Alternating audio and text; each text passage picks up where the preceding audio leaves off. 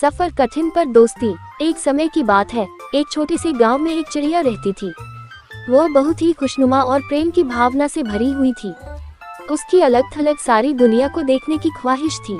एक दिन उसने एक हिरन के बारे में सुना। बड़ा हिरन जंगल में रहता था।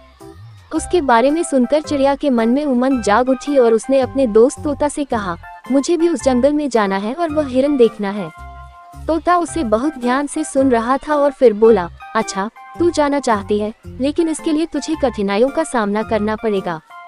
क्या तू तैयार है? चिड़िया उसे हंसते हुए जवाब देती है, हाँ, मैं तैयार हूँ। अगर वह हिरन देखने में इतना मजा है तो कठिनाइयाँ कुछ नहीं है। चिड़िया और तोता अपनी यात्रा शुरू करते हैं। रास्ते में वे विभिन्न संकटों का सामना करते हैं। भारी बरसात, तेज आंधी, जंगली जानवरों की भयानक आवाजें।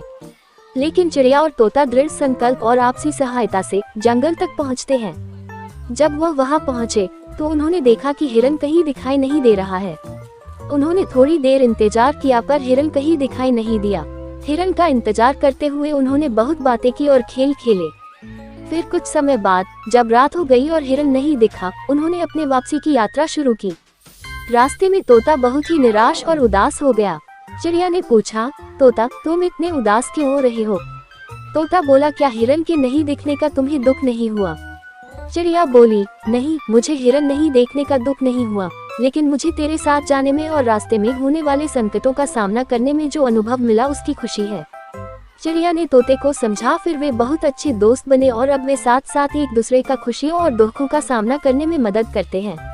इस कहानी से हमें ये शिक्षा मिलती है कि हमें जीवन में अपने दोस्तों की मदद करनी चाहिए और दोस्त के सहयोग की महत्व को समझना चाहिए। जब हम दूसरों की मदद करते हैं तो हमें खुशी और आनंद की अनुभूति होती है, जो हमें हमारे जीवन को और अधिक खुशहाल बनाती है।